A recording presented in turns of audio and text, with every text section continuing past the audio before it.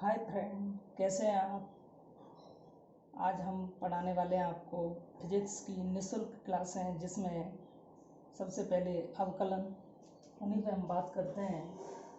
यहाँ पे सबसे पहले हमें अवकलन को पढ़ा कैसे जाता है, उसके लिए जैसे हमने यहाँ लिखा d/dy और कोष्टक में लिखा x। इसका मतलब है y के सापेक्ष x का अवकलन। और यहाँ पे नियतांक जो होते हैं, जैसे c बराबर कोई संख्या है, नियत या निश्चित मान है कोई भी, उसका अवकलन हमेशा 0 होता है। यहाँ देख सकते हैं आप d/dx और कोष्टक में c है, इसका मतलब 0। c की जगह पे 6, 5 कोई संख्या कुछ भी हो, निश्चित मान हो। यहाँ पे अचर पद भी कहते हैं इन्हीं को। अचर पद वो पद होते हैं जिनके मान पहले से ज्ञात होते हैं। चर पद वो पद होते हैं जिनके मान अज्ञात होते हैं। यहाँ दूसरा फॉर्मूला देख सकते हैं, चर प्लस अचर। तो यहाँ पे जो अचर होता है इसको बाहर कर लेते हैं। यहाँ देख सकते हैं cx, इसका मतलब c एक अचर पद है, तो c को बाहर करेंगे और dx/dx, इससे ये दोनों कैंसिल और यहाँ पे केवल c बचेगा।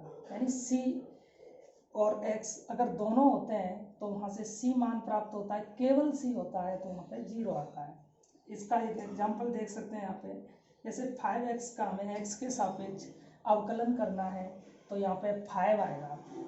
इसी प्रकार से योग, व्यकलन, घटाव के पदों में अगर कोई अवकलन करना है आपको, इस तरीके से मान लीजिए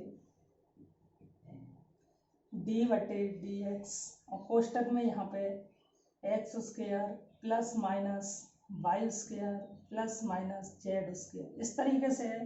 तो सबको पहले अलग अलग रखेंगे खोल करके और प्रत्येक का x के सापेक्ष अवकलन करना है।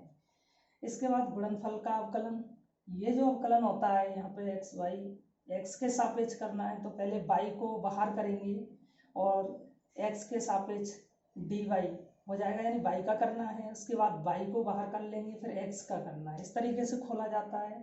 ये चौथा फॉर्मूला है। इसके बाद पांचवा फॉर्मूला काफ़ी इम्पोर्टेंट है। यहाँ पे d/dx x पे घाते हैं n(x(n-1).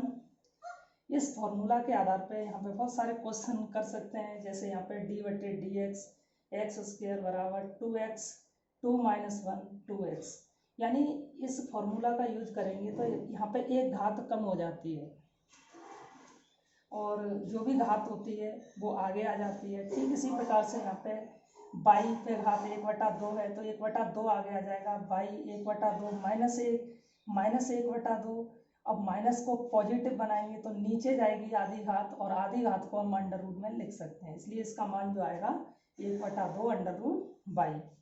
तीसरा क्वेश्चन यहाँ पे देख सकते हैं d/dx √x d/dx x पे घात 1/2 लिख सकते हैं अंडर रूट को, वापस 1/2 आगे आएगा, -1 1/2 x -1 1/2, और ये 1/2 घात है नीचे आएगी नेगेटिव तो पॉजिटिव हो जाएगी √x।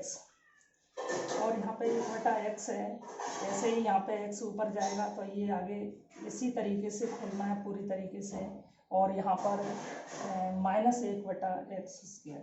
इसके बाद में इसी तरीके से बहुत सारे क्वेश्चन कर सकते हैं सूत्र के आधार पर। d/dx x5 5x4, यानी एक घात कम करनी है, आप डायरेक्टली लिख सकते हैं इस चीज़ को। -4 है यहाँ पे तो -4t - 5 बराबर -4/t -5। यहाँ पे d/dx और e यहाँ पे अचर पद है तो यहाँ ex ही होता है। d/dx e पे घात ax हो तो a बाहर आएगा और वापस ax e के ऊपर घात के रूप में लिख दी जाती है। इस तरीके से बहुत सारे अवकलन होते हैं, और इनके अलावा भी त्रिकोणमिति वाले बहुत सारे फॉर्मूला हैं जो 11th-12th में काफ़ी हेल्प करते हैं आपकी। इन सारी चीज़ों को हम नेक्स्ट वीडियो में बताएंगे। जय हिंद, जय भारत।